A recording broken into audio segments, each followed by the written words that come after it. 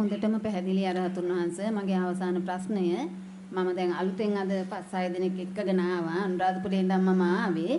මේ බුද්ධ ශක්තියට අනුගත වෙන්න සති භාවනාවට සිටිය යුතුයමද? එහෙම නැතිනම් බුද්ධ ශක්තියට අනුගත වෙන්න බෑ සති භාවනාවෙන්.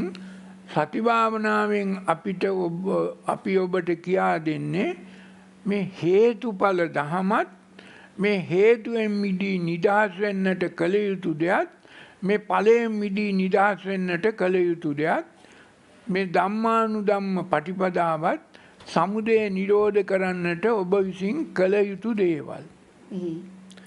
ඔබ තුල ධර්ම අවබෝධයක් ධර්මඥානයක් දහම් මේ සම්මත බුද්ධාගමේදී ඔය ජාතක කතා කියනවා අර කතා කියනවා මේ කතා කියනවා මිසක මේ සමුදය නිරෝධය ගැන අනුසය න අනුසේති කිරීම ගැන සංකාර විසංකාර කිරීම සන්ධි විසන්ධි කිරීම සමුදය නිරෝධය කිරීම සංවට්ට විවට්ට කිරීම රාග විරාග කිරීම ගැන කිසිදු ක්‍රියාවක් ප්‍රායෝගිකව කියා දෙන්නේ නැහැ. බුද්ධාගම කියලා ආගමක් තිබුණට ඔය සංකාර විසංකාර කරන්න ඕන සන්ධි විසන්ධි කරන්න ඕන සංවට්ට විවට්ට කරන්න ඕන සමුදය නිරෝධ කරන්න ඕන රාග විරාග කරන්න ඕන. බුදුහාමුදුරුවෝ ධර්මයේ දේශනා කළේ ගිලාන සූත්‍ර දෙකක පැහැදිලිව තියෙනවා මේ සන්ධි විසන්ධි කළා රාග විරාග කරන්න. ඒක ගැන ඔබ ඔය පන්සල් වලින් දහම් පාසල් වලින් ඔය උගන්වන බෞද්ධ පාලි විශ්වවිද්‍යාලයෙන් බුද්ධ ශ්‍රාවක ධර්ම පීඨයෙන් ආමුදුරන්ට ඔය කියන මහ පිරිවැන් වලවත් උගන්වන්නේ නැහැ. ඒවා උගන්වන්නේ නැති දෙයක් ඔබට අපි මෙතෙන්දි කියා දෙනවා. මේක ඔබට ඕනෑම වෙලාවක අනිකුත් රාජකාරී අනිකුත් වැඩ සියලු දේ කරන ගමන් කරන්න පුළුවන්. තේරුණාද? අනික් එකම රාජකාරියක්වත් ඔබ අත්අරින්න ඕනේ නැහැ. ඔබ ගිහියෙක් හැටියට කන්න ඕන බොන්න ඕන ආදායමක් හොයන්න ඕන ඒ ඔක්කොම කරන්න පුළුවන්. හැබැයි තරහ ගන්න එපා මෙත්තානුස්සතිය වඩන්න රාගයෙන් කටයුතු කරන්න එපා අසුභානුස්සතිය මරණානුස්සතිය බුද්ධානුස්සතිය වඩන්න. මේක කියා දෙන්නේ නැහැ කොහෙවත් පන්සලක. කියා දෙන්න දන්නෙත් නැහැ කියා දෙන්නත් බෑ. ඒක නොදැන නිවන් දකින්නත් බෑ. ඔබේ අතුලාන්තය පිරිසුදු කරගන්නත් බෑ. සද්ධා ඉන්ද්‍රිය මතු කරගන්නත් බෑ. දහම් ඇස ධම්ම චක්කුන් උදපාදි වෙන්නෙත් නැහැ. ඥානං උදපාදි පඤ්ඤා උදපාදි කරගන්නත් බෑ. ඉතින් ඒක නිසා ඔය බණ අහන්න පන්සල් වල අපි එපැයි කියන්නේ නැහැ. ඒවත් අහන්න. ඒවත් අහලා බලන්න මේකත් අහලා බලන්න මොකද්ද වෙනස. ඒක අහගන්නයි සතියක භාවනා වැඩසටහන තියෙන්නේ.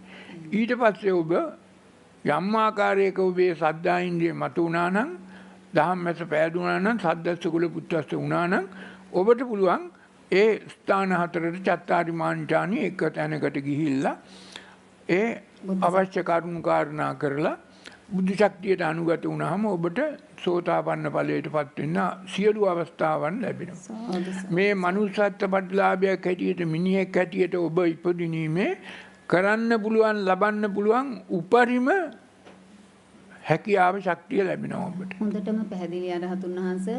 ඔබ වහන්සේට තව තවත් අසරණ අපි සියලුම ජනයාට ධම්ම දේශනාවෙන් අපි සියලු දෙනා මේ දුකෙන් සංසාර දුකෙන් මුදවා ගැනීමට දීර්ඝායස අධිෂ්ඨාන කරනවා. අනිත් තැන්වල කරන්නේ ආගමේ එකතු කරන්න. අනුන්ගෙන් එකතු කරන්න. ඔය පින් කැට තියලා තව නොයෙක් ආධාර පත්‍ර ගහලා තව නොයෙකුත් ඉල්ලීම් කරලා එකතු කරන්න. මෙතන අපි ඔබ එන කිසිම කෙනෙකුගෙන් කිසිම ආකාරයක අඩු ගානේ පිරිකරක්වත් අපි බලාපොරොත්තු වෙන්නේ නැහැ. හැබැයි අපි ඔබට මේ ධර්ම දාණය ලබා දෙනවා. වෙන මොකක්වත් අපි ලබා දෙන්නේ නැහැ. ඔබෙන් අපි කියන්නෙත් නැහැ, ඉල්ලන්නෙත් නැහැ, ආයාචනා කරන්නෙත් නැහැ, ප්‍රාර්ථනා කරන්නෙත් නැහැ, මොකක්වත් නැහැ. හැබැයි අපිට බෑ ඔබට අර ප්‍රාර්ථනා කරලා නන්දා මල්ලිකා සුමනා සුනන්දා විසාකාමින් භෝග සම්පත් ධන සම්පත් රූප සම්පත් ලැබ දෙව් මිනිස් අප ඒවත් නැහැ අපි ගාව. ඒවත් පැවැත්ම. අපි ඔබට කියන්නේ මේ දුකෙන් මිදේ නිදහස් වෙන්න ඔබ කළ යුතු නිවැරදි පිළිවෙත පාරය මාර්ගය. මේක සිල් සමාදන් වෙලා දැන් ඔය සිල් තියෙනවනේ පන්සිල්, අටසිල්, දසසිල්, සාමණේර සිල්, උපසම්පදා සිල් ඔක්කොම සීලබ්බත පරාමාසයි. ඔක්කොම සීලබ්බත පරාමාසයි. ඒ වගේම දානෙත් පින්කම් හොඳයි. හැබැයි අර අපි කියන්නේ සිල් රැකීම නරකයි කියලා.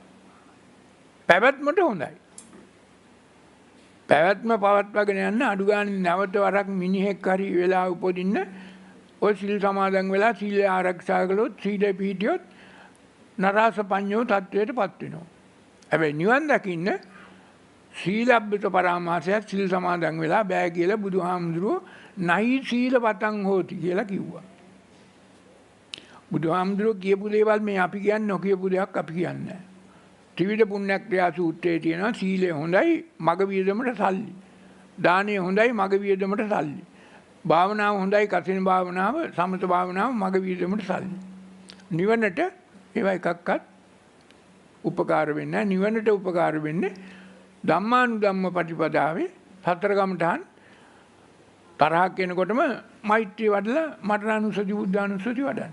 රාගයක් එනකොටම අසුභානුස්සති වඩලා මරණානුස්සති බුද්ධානුස්සති වැඩුවොත් අන්න ඔබ අතුලාන්තයේ අධ්‍යාත්මය කිලුට කරගත්තේ නැහැ පිරිසිදු වුණා. ඔබේ අතුලාන්තයේ පිරිසිදු කර ගැනීමත් සමග ඔබ තුලම අතුලාන්තයේ තුල තිබුණ අර මලකට සට්ටු තුන ඔක්කොම ඉවර වෙලා විරජං වීතමලං ධම්ම චක්කුං උදපාදි වෙලා සද්ධා ඉන්ද්‍රිය මතු වෙනවා බල ගැන්වෙනවා. විරිය ඉන්ද්‍රිය මතු වෙනවා බල ගැන්වෙනවා.